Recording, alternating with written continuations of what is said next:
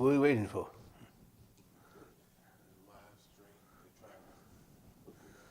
What's wrong? Technology is supposed to make life easier.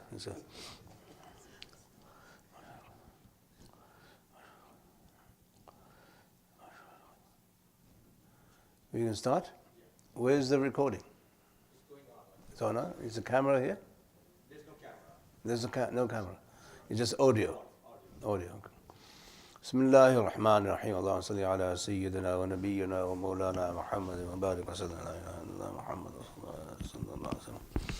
There's only an audio recording of this live stream. There's no video. Okay. اللهم صل على سيدنا. جزاكم الله خير for coming. I will be taking you through some discussions rather than classes on mental health and well-being.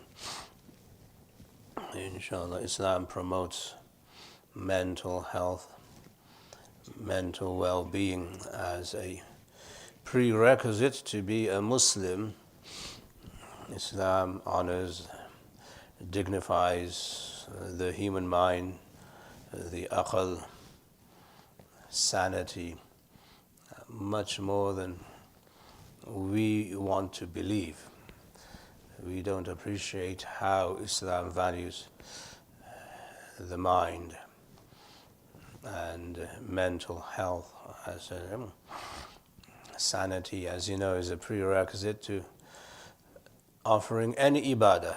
If you're not insane, then you're not basically legally responsible, you're not mukallaf to perform any act. So maintaining the mind, having a good healthy mind, is the key to a successful Muslim.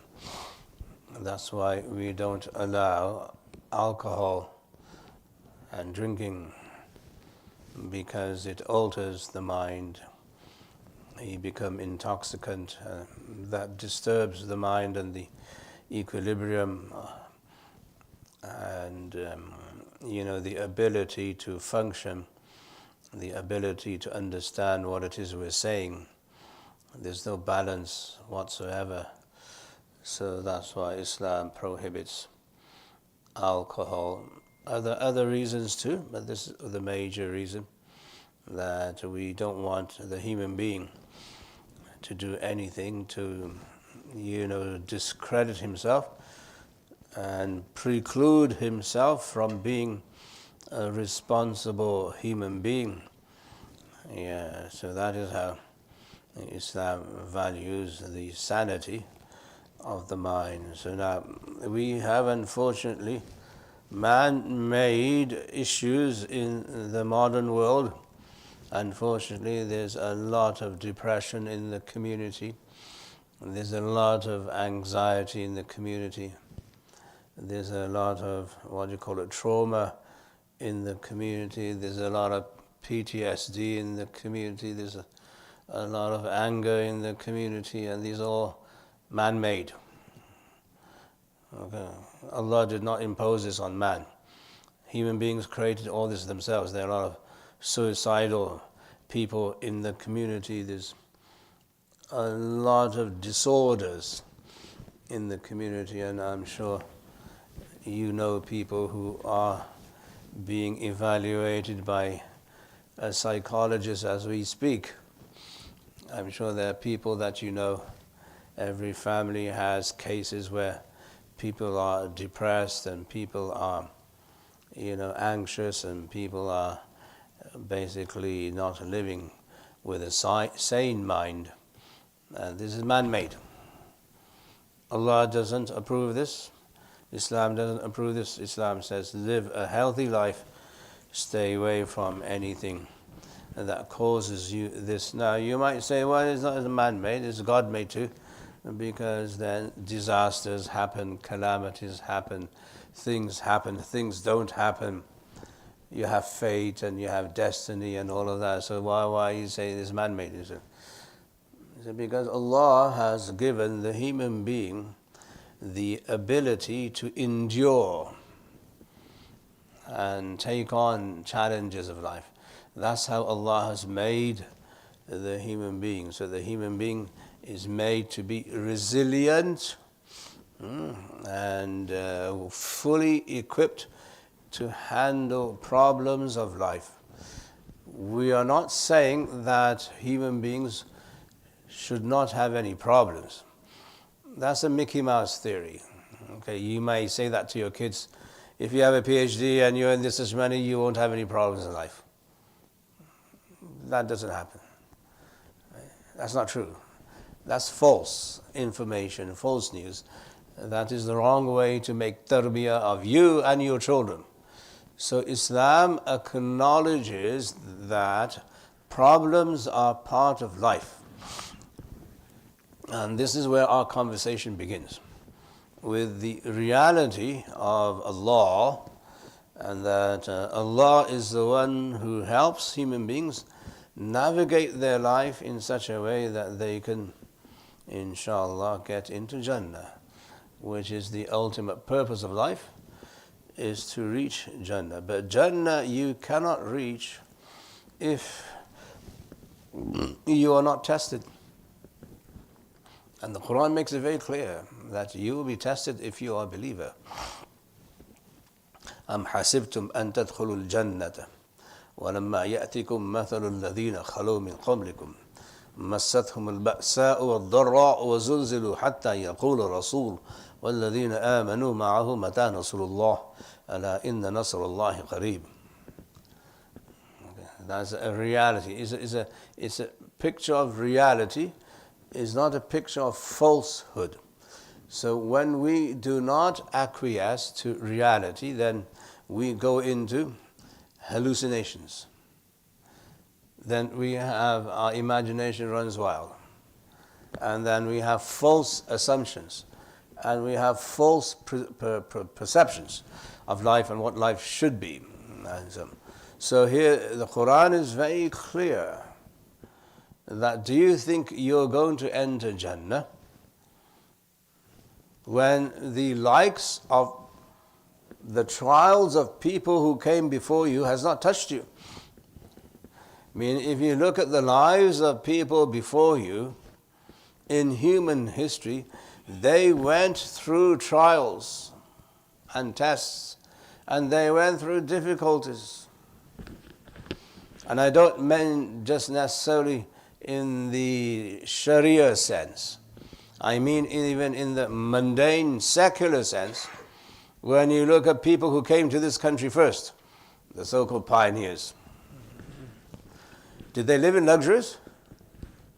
I mean, they're driving in a wagon, all the way from, New York, all the way to the west coast, called the Northwest Frontier, Oregon. They were traveling in wagons. When the wagons broke down, the horses would die. Okay, so they were weathering the storms of the climate, the environment, the rain, the snow, the sleet, everything, the mountains, the terrain. That's how they got from one place to another. What is this? This is life. When any one of you want, mashallah, you have an idea in your mind that I want to earn some good money.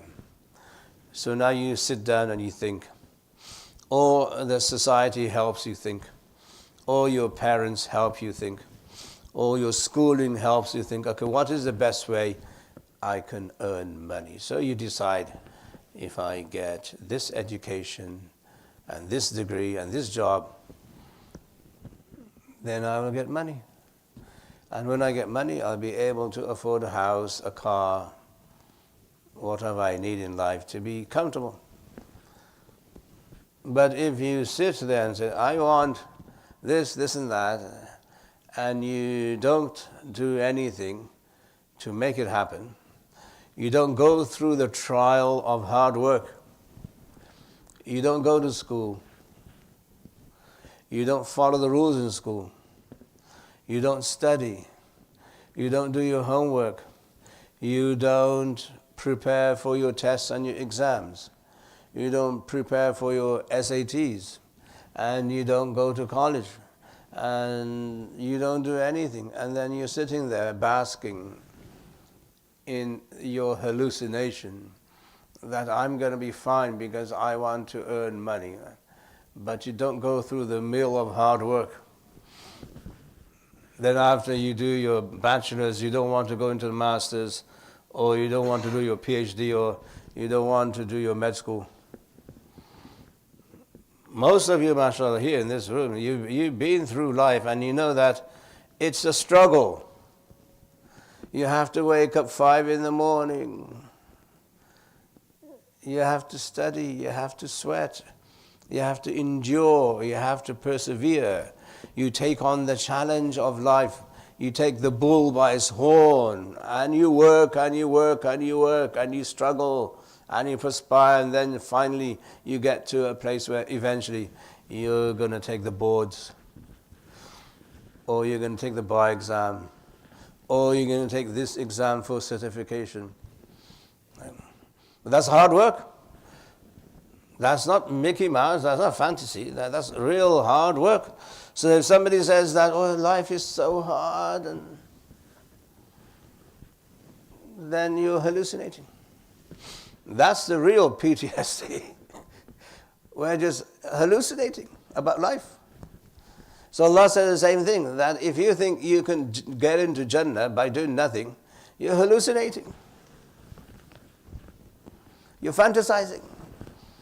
You can't get a good day's meal if you don't work hard and suffer. You have to wake up every day. You have to wake up on Monday morning. Every day you come back late from work. And every day you go to sleep tired. And the next day what you do? Sit. You do the same thing. You get up. You go to work in the heat, in the cold. This is Chicago. If there's snow in your driveway, what do you do? Sit and sulk? You go outside, you shovel the snow, you get out of the driveway, and you go to work in the snow and the sleet and the ice, and you come back tired. And then you do the same thing the next day. And then the next day. And then the next day. And you do this for 30, 40 years. Struggle, struggle, struggle. لَقَدْ خَلَقْنَا الْإِنسَانَ فِي كَبَدٍ. Allah says, indeed we have created man in labor, in kabad, in turmoil. Allah is saying this. This is just for the dunya. I'm not even talking about Jannah. That's something very far away. So even for living in the dunya, you have to go through life, and life is a struggle. Nobody has it easy. You're not exempt. You're part of the human species, so you're going to go through the same mill. Yeah, Allah doesn't have a separate, agenda for you, or separate plan for you. You don't have, business class, luxury class, first class in life. Right?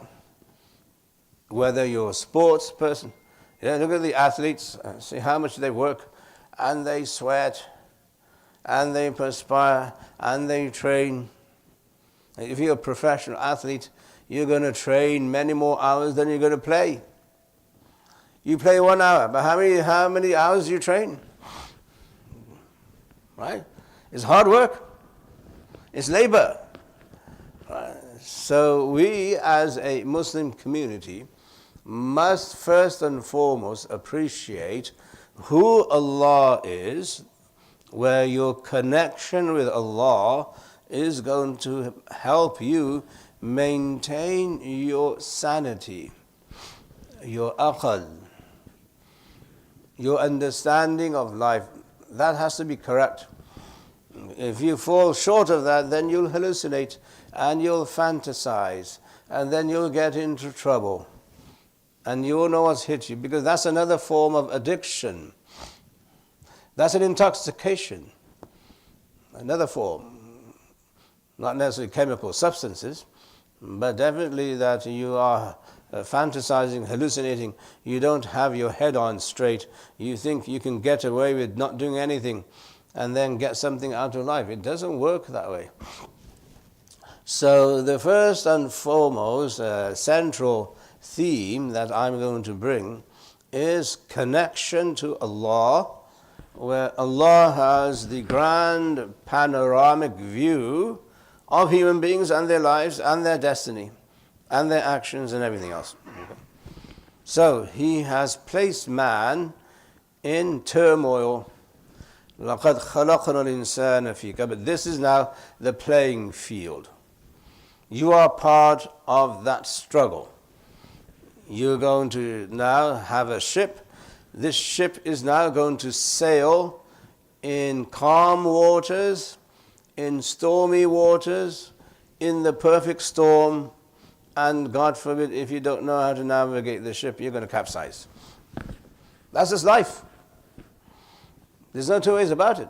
Okay? So if you're going to raise your children, then you have to do one thing, and that is prepare them to be a mukallaf. And that's the genius and the beauty of Islamic Sharia. Islamic Sharia prepares you to be what? Mukallaf. What is mukallaf?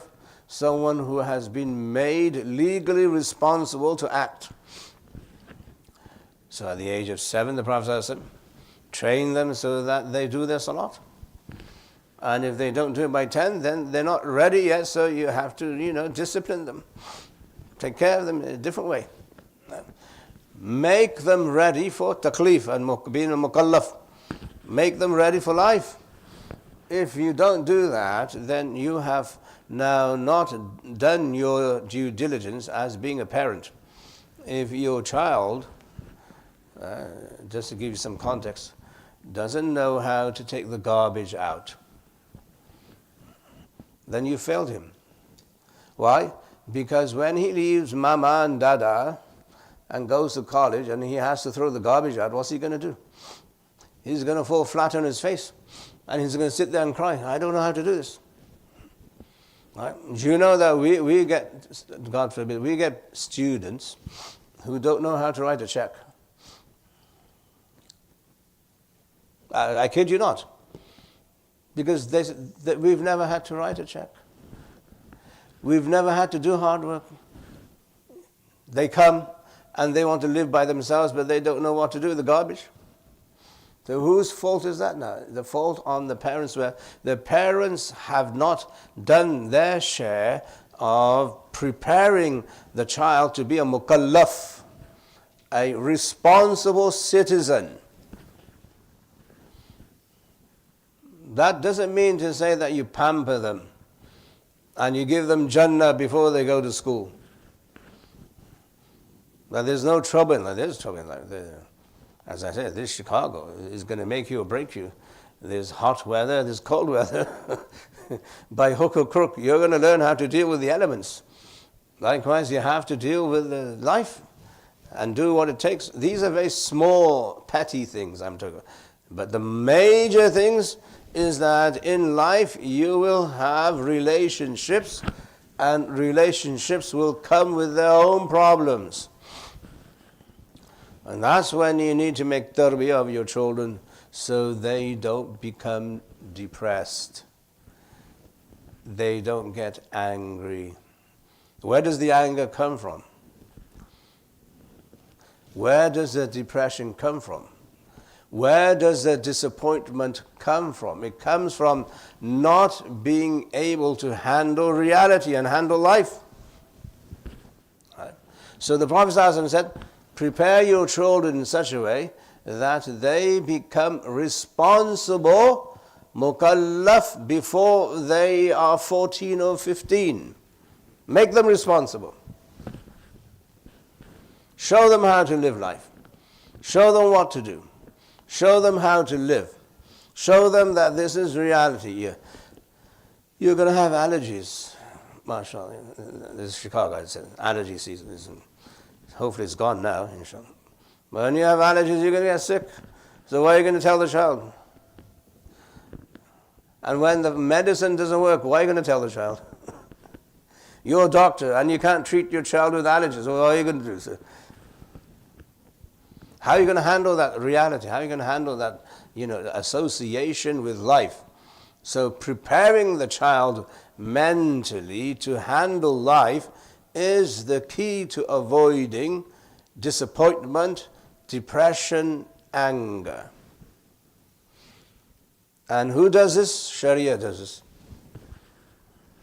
That's why the nizam of Sharia is superior. Once you are a Muslim, mashallah, alhamdulillah, 50 years ago maybe, some of you will remember, 100 years ago, every child knew how to handle life. They at 14 and 15, they were mature. They could handle life, they could handle relationships, they know what to do. But now that's gone. During the time of the Sahaba, they would get married at 15 and handle life, handle marriage. Can you imagine? A 15-year-old handling marriage. And today, nobody can handle marriage. Neither husband nor wife, they're all failures. Because they're not living with the reality. So waking up to the haqiqah, the reality of Allah, this is how Allah creates. This is the way Allah creates. Why does Allah create this? لِيَبْلُوَكُمْ, so that He may test you. Why is He testing you? So that we know who is now eligible to go into Jannah and who is not. You want to go to Jannah, subhanAllah. Oh, mashallah. How do I get a first class ticket from here to Dubai if I don't have any money? How am I going to get a first class ticket to Jannah when I don't have any amal? I have no yaqeen, I have no trust, I have no faith, I have no sabr, I have no himmah, I have no determination. I don't want to do anything, but yet I'm there. Allah, give me Jannah, Allah, give me Jannah. So the Quran is always going to depict the most realistic picture where it's going to hit you in your face. It's called tough love, right? Tough love. It's real. It's not going to let you fantasize. So it will drag you out from what the Quran calls dhulumat, darknesses, and bring you into nur, light. So what is the darkness? These fantasies, these hallucinations that I should not be troubled. I should have no problem in life. Why? I'm a Muslim, why should I have problems in life? So the Quran says that, are you going to enter Jannah when the trials of people before you have not come to you? مَسَّتْهُمُ الْبَأْسَاءُ وَالضَّرَّاءُ وَزُلْزِلُوا. That difficulties came upon them, and hardship came upon them, and they were shaken from their foundations. وَزُلْزِلُوا. And it's not just the ordinary person, it is the prophets who were shaken. حَتَّى يَقُولُ الرَّسُولُ وَالَّذِينَ آمَنُوا مَعَهُ مَتَى نَصْرُ اللَّهِ. So much so that the Rasul would always say also, when is Allah's help coming? We're being tried, persecuted, prosecuted, tested, but we don't see light at the end of the tunnel. When is Allah's help? مَتَى نَصْرُ اللَّهِ. When is it? Meaning, even the prophets will say that there's nothing there and we've been tested. Meaning, this is life. Now, alhamdulillah, we're not going through that, inshallah. Hopefully. Some of us do, like the people in Gaza, they're going through hell. Allah help them, support them. People in Rohingya, they're going through hell. People in China, they're going through hell. People in Kashmir, they're going through hell. They're being tested. They're being shaken from their very foundation. Zulzilu. So what's the outcome? The outcome is that they will go to Jannah because they've been tested. And despite being tested, they still say they're believers. They maintain their faith. So they don't go into depression. They don't get angry. They're not defeatist. They don't lose hope. They don't become suicidal because of the test. Like it falls upon them like an avalanche. Can you imagine the pressure, the anxiety, right, and the stress that the people of Gaza go through? They know that next moment they'll be killed. People in Kashmir don't know whether they'll be alive tomorrow or not. Same in China, same in Rohingya. Can you imagine their anxiety? And yet you're here in the superpower of USA and you say, I have anxiety, I have anxiety. What the heck? Have you heard of somebody being called a sissy? You're a sissy. Why don't you go and have a look just one day, or just look at the news and look what the people of Gaza go through on a daily basis? MashaAllah, some of you go to India, Pakistan, Bangladesh, and you go there and you go in the streets and you see the poor people. Now just relate to them and see what kind of life anxiety do they go through. But do you see them depressed or suicidal? That's because they are tested constantly, continuously. They know Allah is there. They still believe in Allah. They still believe in the Akhirah. They still hope to get into Jannah. So there, the root cause then of this man-made epidemic that we are facing here in the US is because we don't have a relationship with Allah. There's no ta'alluq. There's no connection there. Because we live in fantasy. We hallucinate. And say, we're not supposed to be tested. Okay. When you practice Islam, people give false hope to everybody. If you implement Islam and Islamic law, the world will be delivered from its problems. Really? Who told you that? That's just a fantasy. You ever looked at the Prophet ﷺ? Was he spared of trial? He is the closest being to Allah, but he was tested until the last day. As he was dying, he died because of poison. Right? He was being tested. Even as he's dying, he's being tested. So the Prophet is tested. Do you think you're going to escape testing? Look at the Sahaba. From the 4 Khulafa, and some people say even the first one, how did they die? Were they living in a rose garden? Everything is good now. The Islamic Khilafah is there, the Khulafa are there, life is so good. Then you look at their seerah, subhanAllah, mashallah, hits you in the face. Hits you in the face. Umar is assassinated in the masjid. Uthman is assassinated while reading the Quran. Ali is assassinated in the masjid. And you're telling me that if you implement Islam, life will be rosy. Subhanallah. Fantasies, hallucinations, no contact with reality. So when you read the seerah of the Prophet and the Sahaba, you say, oh, this is life. This is life, subhanallah. Right? So what do? You have to get rid of all these cobwebs in our minds where we say, okay, there is no guarantee of comfort in this dunya, because this dunya is not the place to seek eternal comfort. There's another place for that. That place is called Jannah. So if you go around hanging the Quran above your head and you go around saying, if you have Islam, you'll have this.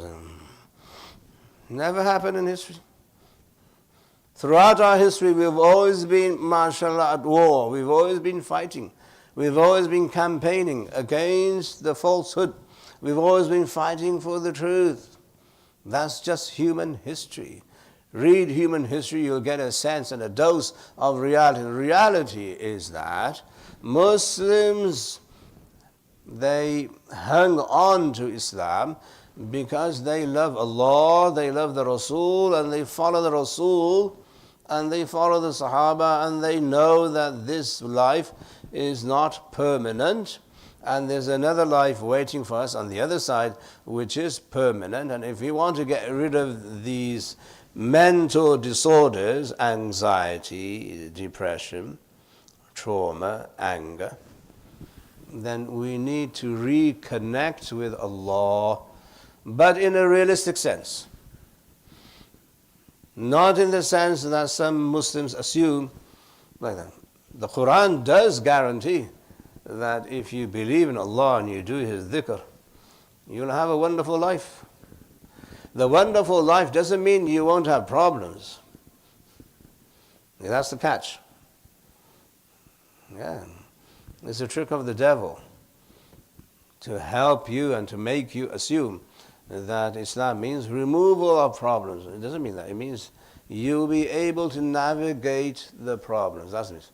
Allah will make it easier for you to navigate the problems in life, to take care and manage your problems. It's called managing. Right? It's not called eradicating problems. You have to manage problems. You will have a problem no matter. You wake up at tahajjud, you do dhikr, and then all of a sudden Allah will throw a wrench. He'll throw a curve into your life. Hey, wait a minute, you're getting too cozy. Let me give you some difficulties so that you are patient. Right? You're a human being, you're going to be tested. Sorry, that's the way it is. I never spared the Rasul, I never spared the Nabi, I never spared any of the human beings who was pious. They all went through the mill, all went through tests. And if you just apply it to the history of human beings in general, all human beings, they go through the mill of tests. Right? As I mentioned in this country, the pioneers went through tests. Everybody goes through struggle. So now you can do it two ways. Either you acquiesce to the idea that life is going to be filled and rigged with problems and trouble, or you attach yourself to Allah and say, Allah, if I am able to handle and manage these problems, then I will hope that you allow me to enter Jannah. That's the difference between a Muslim and a non-Muslim. A Muslim looks forward to another life, which is Jannah. The non-Muslim doesn't have hope for another life. كما يئس الكفار من أصحاب القبور. The Quran says that they've lost hope from the people of the grave. There's no life after that for them. For us, al-yawm al-akhir, the last day, is part of your iman. So what I'm saying is that there is no doubt that human beings have problems, mental disorders, in this country especially. Now, what is now the way for us to approach this? In a very realistic, sensible way. One is that obviously you develop your relationship with Allah and you look at Islamic history and you read Islamic history and you acquiesce to the reality that all Muslims went through the mill of trial and struggle. That's one way, but that's kind of macro level. Okay. The other is, unfortunately, we have to submit ourselves to the convention of the time. Unfortunately, as I'm saying this, the convention of the time is seek professional help. So we're not saying that Khalil Center is a no-no. I'm saying that use Khalil Center. I'm not saying that. Okay. What I'm saying is that at the macro level, when you are discussing the macro panoramic picture of your life and the life of human beings, then you must believe this is Allah's grand scheme and plan so that people can be tested and they become eligible to enter Jannah and so on. But at this point, God forbid there's somebody who is super depressed. Then what's the solution for him? So no amount of indoctrination or Islamic orientation is going to help him immediately. That's a long-term solution. What does he need to? He needs to go and seek professional help from someone who's licensed to offer him, meaning go and see a shrink. That's what I'm saying. Right? That will be the way for this person to find help for himself and maybe for other people. Where you do need the professional psychologist, psychiatrist, as much as it pains me to say that, I don't even like those two words, psychology, psychiatry. I don't even like the words. But the reality on the ground is we need people who can help people professionally on the ground so it doesn't become an epidemic and a disaster. There has to be damage control. Well, how do you do damage control? You go to places like Khalil Center, other places where they offer these services, mental health services, and you seek help from them. Hopefully there is some relief from whatever they prescribe.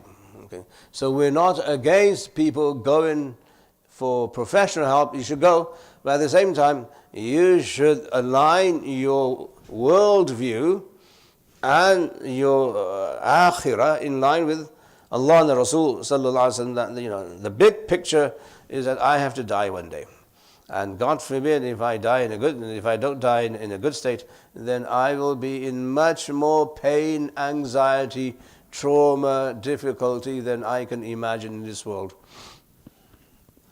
You talk about pain. Have you ever heard of the pain in Jahannam? That's your worldview. That's your iman. Okay? So make sure at the back your iman is intact, that you know this reality. I'm going to die. And when I die, Allah is going to judge me. And God forbid, if my judgment is against me, then I don't have prayer.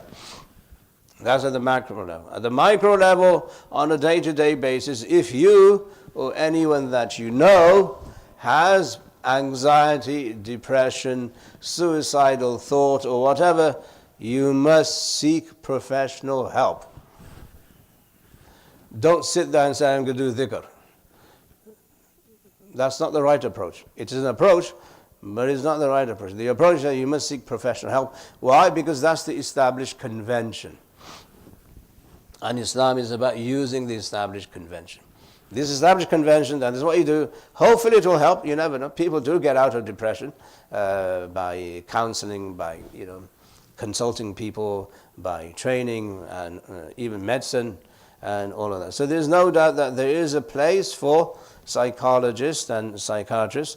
There's no doubt in that. We're not going to discard them, but we will say that on the other side, the Muslim community as a whole, in your conversations with your family, in your conversations with your relatives, in your conversations with the community, you must bring out the reality that life is full of problems.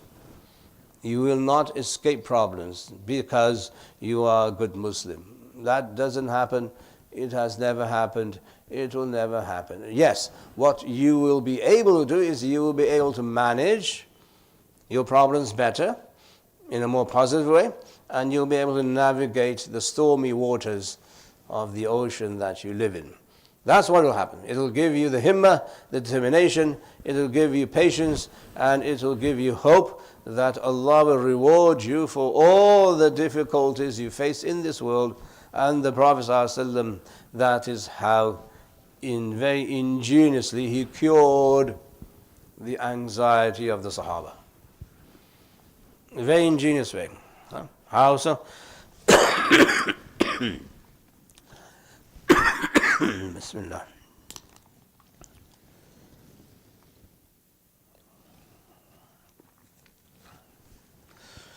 Aisha radiallahu anha says, the Prophet ﷺ said to us that a believer is rewarded for every pain he suffers. Even if a thorn pricks a believer, he will be rewarded. So what does this mean? He is saying, sallallahu alaihi wasallam, that take a positive approach to pain and difficulty. If I am patient with this, Allah will reward me. And that reward is eternal. Very ingenious. So what have you done? You've removed now the anxiety in the person who's suffering. The Prophet ﷺ said that if you have fever, your sins are forgiven. What does that do? What does that do to the person? If you believe in Allah and the Rasul. You say, oh, subhanAllah, my sins have been forgiven. What else do I want? It's an easy trade. It's a no-brainer. My sins have been forgiven as I'm now perspiring and I'm trying to manage this fever. So you have a positive attitude towards handling pain. You have much more, positive, you have much more himma and determination to handle the situation. You are much more positive because you have faith in Allah subhanahu wa ta'ala. And this is how the Prophet ﷺ cured the Sahaba from anxiety and depression. You lose somebody very close to you. Usually, if you lose somebody very close to you, human beings, they usually don't handle personal loss very easily. You go cuckoo, right? In this country, they just drink themselves to death. They don't know how to handle death. It's very painful. What did the Prophet of Islam say? Sallallahu Alaihi Wasallam. He made it so easy for the Sahaba to now understand death. Yes, you will have emotions, natural emotions of grief and sorrow and separation. That is perfectly fine, is normal. We're not going to fight that. Let it come, it's fine. But then he said that you will be meeting your beloved on the other side. So there's hope now. He's not a lost cause and I won't see him again. You will see him again, but he will be in a better place. And you'll be in a better place when you see him. So now you say, oh, subhanAllah. Make dua that Allah forgives and allows him to enter Jannah. That's the dua you make when somebody dies. Why are you saying this? So that you have a positive approach to the loss. Managing your loss, managing the pain, managing the sorrow and the grief, managing the difficulty is what Islam does. Very realistic. And this only through Aqidah. Is only through faith, belief in Allah, only through a ta'alluq, a connection with Allah, that you can actually accomplish this. That's why religion is so important. Right? Not just for whatever peace and justice you want to implement through religion, but also for your own anxiety, your own depression, your own grief. If you know what Allah is now going to do on the other side, then you're okay. It may not be the best thing, but it's better than having suicidal thoughts. It's better than being anxious all the time. It's better than grief and sorrow and all of that. So what I'm saying is that our discussions will, inshallah, flow from this, where we are all connected to Allah. Allah is connected to us. The obligation of everybody is that they must be ready for life as it comes. Take life as it comes. Life will come with problems. There will be no person on the planet who will not have a problem in his life. That's just not possible. This world is not made for that. Secondly, is that we have to deal with the reality of difficulties as a historic reality of all human beings. All human beings go through this reality. So no one is exempt. Okay? And thirdly, that if we do want to improve our own individual situation, then you have the macro idea and reality, haqiqah and aqidah of the akhirah. But on a personal level, if you feel that it is not helping, then you must seek professional help. And there's no harm in that, inshallah. Allah doesn't want you to suffer unnecessarily when there are people who can help you on the ground. So go that route, because it's an established convention, as I said, and take that approach, and inshallah Allah will help you. But at the same time, we must now indoctrinate ourselves, our children, as a worldview, as a macro approach, that Allah will reward us immensely for every little difficulty we face in this world. So you are stacking up your ajr and your reward with Allah when you are patient. So patience now is a virtue. And ista'inu bis sabri was salah. Allah says, seek help with patience. So patience is a way to seek help. And then salat, which is dua. Okay. So how do you help yourself when you are in a problem? Sabr. Be patient. And how do you be patient? Then you have to ask somebody. So there are people who can help you with patience, and there are people who help patients. Those who go to hospital, they're patients. And those who don't go, they seek help with patience. Sabr. Okay, there are two ways to do that. So you can use either one, either convention is fine. But I'm saying it's not a lost cause, and you should not feel as if somebody, God forbid, who is suicidal, don't give them a lecture. Don't make him sit in the corner and say, you're going to hell if you commit suicide. No, you don't. That's stupid. Understand the pain he is in. He's not suicidal because he's enjoying it. Right? He's not ecstatic that he's suicidal. He's in pain. So relate to his pain and say, how can I help him? Take him to see a doctor. Take him to see a psychologist. Give some family orientation, family support or something, social support. Find some way where you can help him come out of that state.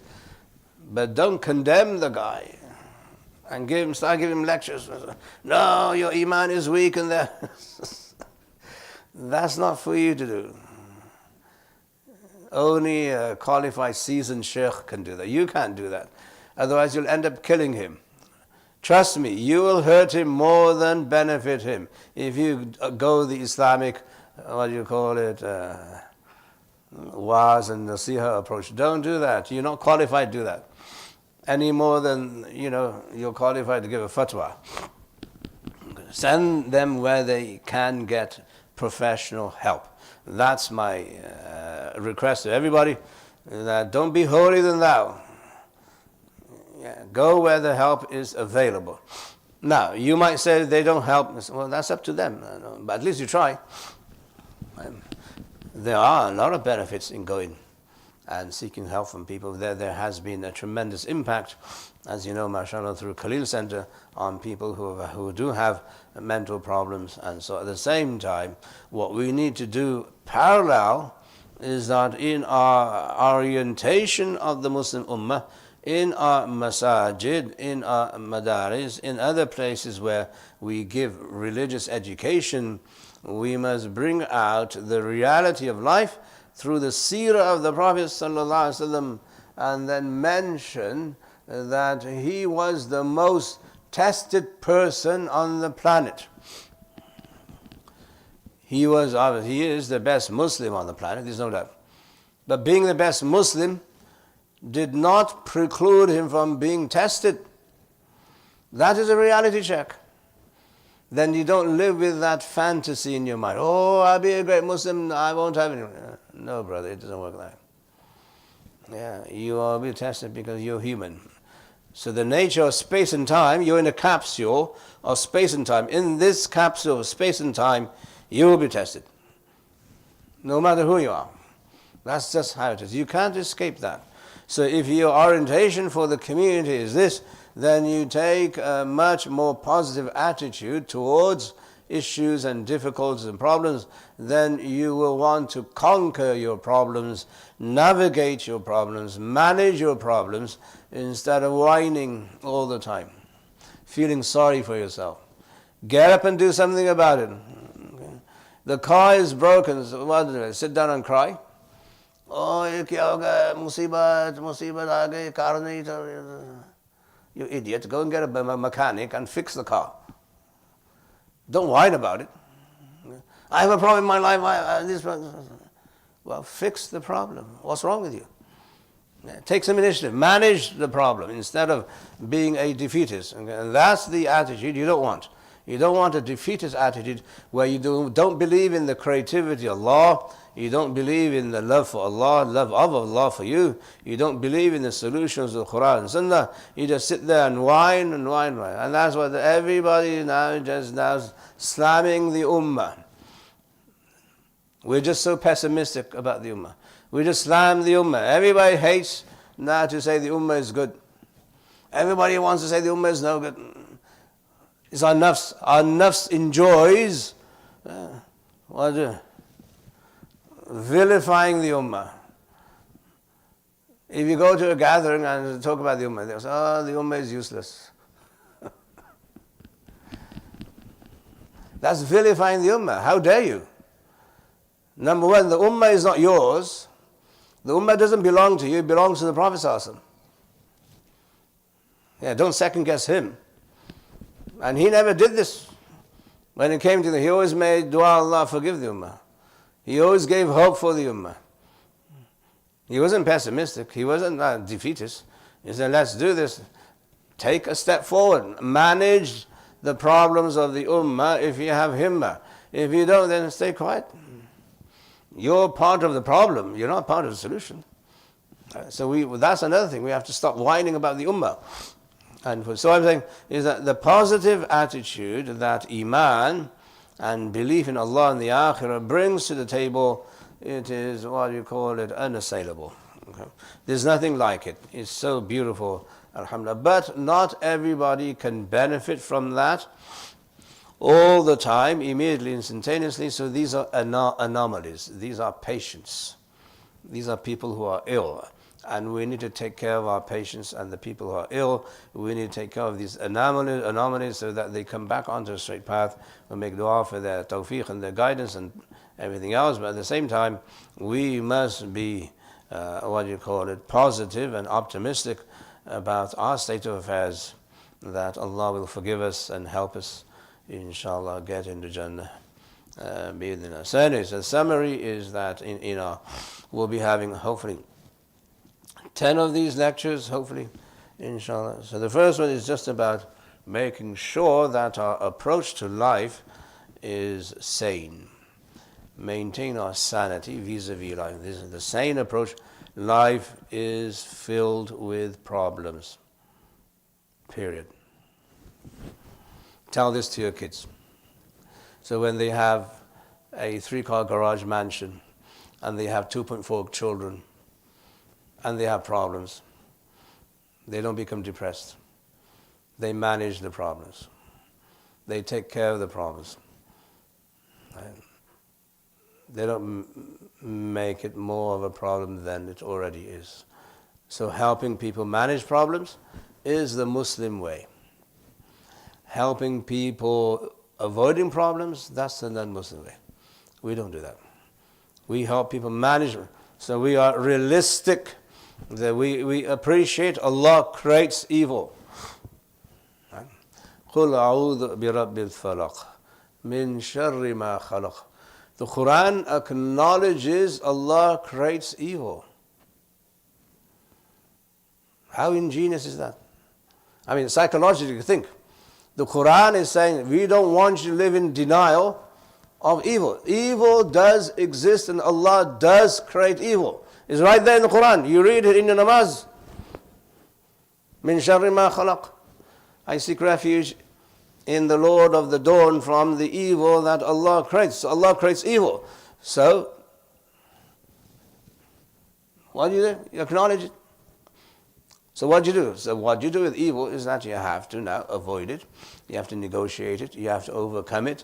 You have to manage it. That's what you're doing. That's what Islam and Sharia tells you. This is how you avoid evil and sin. This is how you avoid this. This is how you have to manage it. You have to negotiate, and with a positive approach, inshallah. So I'm saying that human beings must appreciate that Allah is there and Allah has a grand plan. He sees everything from above. He knows our destiny and He wants our destiny to be Jannah. In order for us to get into Jannah, our Iman has to go through the mill of testing. لِيَبْلُوَكُمْ, so that He may test you. And that's now one of the maqasid of Sharia, that one of the hidden secrets of Sharia. Now, who is tested how? That only Allah knows. As I said, all the prophets are tested. Okay. Read the seerah of the prophets in the Quran, you'll see every one of the prophets mentioned in the Quran, they're all tested. If they're that close to Allah, why are they tested? It's because they're close to Allah that they're tested. You got the formula wrong. It's the other way. It's upside down. We invert the paradigm. And because they're able to manage their overwhelming problem, that they earn Jannah. You earn Jannah by managing your problem, taking care of the problem. Okay. So that's the way forward. Inshallah, may Allah help us and give us tawfiq. We'll have some time now for questions and some discussions, inshallah. Bismillah. Yes, you have a mic anyway? You have another mic?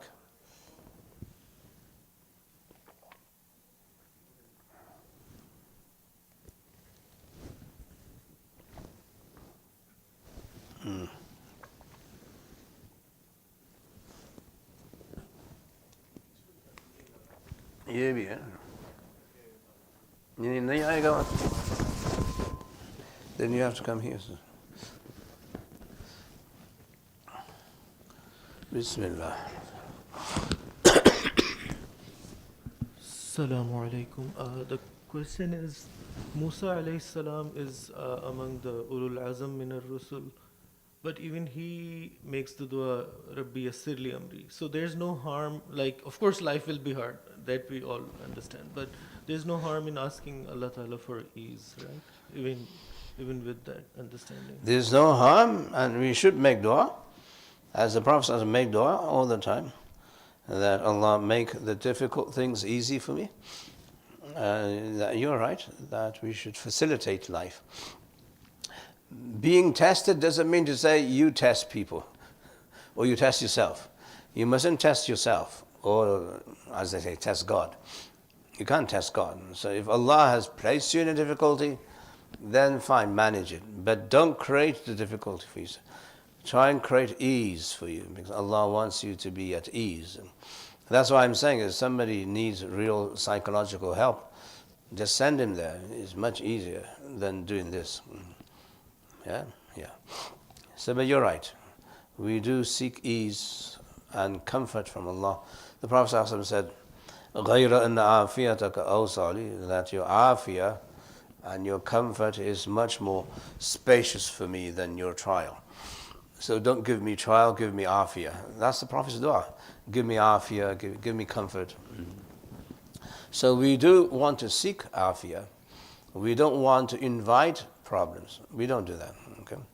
The Sahabi was there making dua, Allah give me sabr. The Prophet ﷺ stopped him and said, no, don't say that. Say, Allah give me comfort, give me afiyah. When you say give me sabr, that means He'll give you a reason to be sabir, right? So don't do that. Say, Allah give me afiyah, so I'm not tested. It's easier to ask Allah not to test you than to say, give me sabr. So that's the Prophet's insights. And we don't want people to be tested unnecessarily. I mean, they must not impose but that difficulty sometimes, as I said, is due to negligence. We don't do the things we need to do. Like I said, you have a car, the car's not working, and you're sitting on the driveway with your hands on your head and say, everything is difficult for me in life. Now you're being, foolish. Get a mechanic, fix the car, then there's no difficulty. Sometimes we do that to ourselves. Okay? We don't see the value in trying to overcome the difficulty and manage the difficulty and make life easier. So we should definitely make life easier for ourselves, for our families and for everybody else in the Ummah. There's no doubt. Any other question? Yes.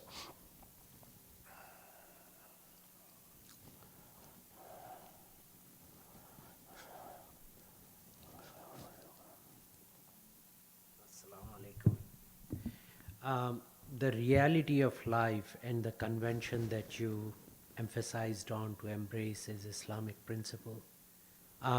In today's life, with technology, with AI, with social media, the convention of living is changing. our children ask. That is what is life these days. And that is changing the perception, that is changing the reality. Uh, how do you navigate that? Then is a very good question. MashaAllah. So when you have changing goalposts all the time, you don't know which way to kick the ball. Is the goalpost over there or is it over there? So you don't know how to play life. I see the problem that it's always moving. The goalpost always moving in life, and you have these changes kind of almost, every night. You wake up in the morning and there's a new product out there, and there's a new technology out there, there's a new, thing out there that you never heard of before, and there's a new wave of things going on. So, how do you keep up with the constant change of conventions? So then you need the fiqh. You have to understand what is halal and what is haram. And hopefully, you know the basic fiqh, like you don't cheat, you don't lie, you don't deceive, you don't swindle, you're honest, you have integrity, and you don't do anything haram. So I think the basic parameters of halal and haram are known by almost every Muslim, inshallah, fard ayn. But if you have difficulty, then ask somebody, ask a mufti, ask an alim, okay, I'm seeing this, am I allowed to do this? And so you'd have to ask. And there are people who can help you answer the question. Cryptocurrency is a new convention, right? Yeah. Relatively new. It might change in the next 5 years, who knows? Some other gimmick might be out there, who knows? And everything is constantly changing. So now, what do you do? Am I allowed to engage with this? So you ask somebody, ask a Maulana. If you don't know whether it's halal or haram, you must ask somebody. It's the same thing, that if you're sick, you must ask a doctor to help you. You can't diagnose yourself. And you shouldn't prescribe for yourself, as you know, as a doctor. Fool of a doctor is the one who diagnoses himself. So if you're now, concerned about your akhirah, that, these are changing goalposts, and what do I do? And things are moving so fastly, how do I do this? Then ask somebody how to navigate those new conventions. There are always answers, inshallah. Mashwara, inshallah. Hopefully that helps. Any other question?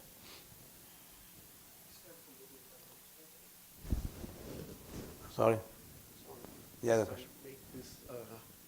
So it will be, Assalamu alaikum everyone, Jazakallah Sheikh Amin Sahib, and I actually mentioned to him one time that escalating problems of mental health in our community, and CMMA establishing the mental health here in the back, because Khalil Center is going in very long line and like 6 months waiting list. So it's very nice of Sheikh Amin that he offered his time, and so 10 weeks. And only thing is the time will be fluctuating, and in 2 weeks is the same time. Same time? Yeah, in 2 weeks. There's a little request from the community over there. Okay, so time a little early or something. But Maulana actually is very busy schedule. Out of that, taking out time for Sheikh Amin Sahib to come here. So I think we have to work to adjust our timing, inshallah. And it will be 10 weeks. It will be very useful for the community. So it will be every 2 weeks, 10 sessions, and so we are very thankful to Sheikh Amin. And we request to spread the word so that more people will benefit. We'll go to post. Bashir Khazi is going to take that responsibility from CMMA side, inshallah. And yeah, we'll try and inshallah do some micro discussion, like anger management, maybe grief, and some other emotions we might delve into. This is not a lesson. I'm not a psychologist. Okay, so I'm not going to give any lessons from a psychological perspective. I'll try and limit my observations from the Quran and Sunnah, which is what we do. So that I'm not saying they're necessarily Islamic, but it'll be a Muslim way to address these, new age problems and so on. So, but we do have a bulk of knowledge. The ulama have written about ilmun nafs, knowledge of how the nafs is and all the frailties, deficiencies of the nafs, and how to manage and how to, live our lives according to the understanding of the Prophet ﷺ, because the best way to, remove ourselves from these ailments is to follow the Prophet ﷺ in his thinking. How did he handle all of these situations where invariably he's a human being? As a human being, he went through emotions himself, and that's one of the reasons Allah sent a human being as a messenger. The human being would be able to relate to human problems. An angel would not be able to relate to our problems. So that's why we benefit from observing the Prophet ﷺ, his sunnah, so we may be able to suggest an approach to some of these issues that we have in society. It's the approach that we are concerned with more than the actual microscopic diagnosis, which you can get from other psychologists. So we're not here to do that. We're here to give you an approach towards better management. Managing is what I call creating values of orders. You have mental disorders, right? We want to create mental orders. Disorders, that's them. Is there an order? You say this is a disorder, but there's an order too. What is the order?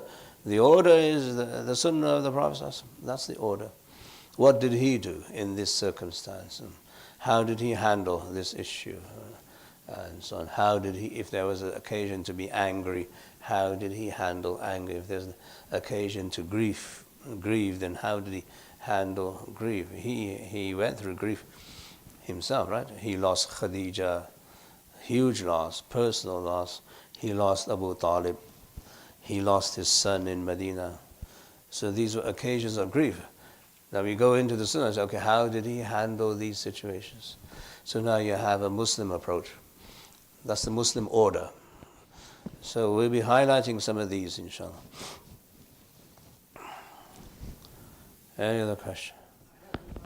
Yes.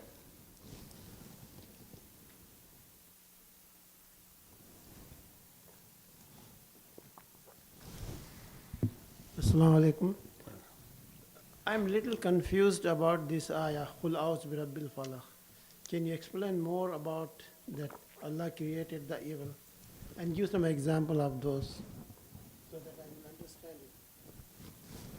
it? Example of who? Of the evil, Qul a'udhu bi rabbil falaq. So Allah subhanahu wa ta'ala creates khair and shar. That's our aqidah. It's in His hands, but He does not associate with evil. Although He allows evil to be done because of certain prerogatives, otherwise there'd be no test. The playing field for the human test, how is the human being tested? Human being is tested when he has the ability to do good and to do evil. If Allah didn't give the human being the ability to do evil, then there will be no test. لِيَبْلُوَكُمْ, so He can test you. So the hikmah in creating evil is that the playing field for ibtila, imtihan and test is equal, is level. So that no one can say, angels, they don't commit sin, therefore they're not tested. Right? Angels are not tested. They don't have volition. They don't have ikhtiyar. We have volition and we have ikhtiyar. So we are tested because we can go this way or this way. فَأَلْهَمَهَا فُجُورَهَا وَتَقْوَاهَا. So Allah will inspire towards the khair and He will insinuate towards the evil. Okay? So that's the difference. So evil has its purpose in creation. And Allah subhanahu wa ta'ala He himself is not evil, but he allows evil to exist so that human beings can be tested to see what do they do when they're tempted. Okay, so it shows resolve and all that. That's what the angels said. The angels said to Allah, why are you making this one your Khalifa? He's going to do this, this and that. Bloodshed and war is what's happening today. Right? So Allah said, I know more than you. I know more than what you know, meaning that the human species will have the ability to overcome the temptation of evil and become good servants. So that is the divine purpose of evil. But evil is there. You cannot deny that evil doesn't exist. It does exist. Obviously, there's always going to be the other theological question, why does God need to create evil in the first place? Well, he doesn't need to, but he does. And that he does is a reality. You can't escape it. You get sick, right?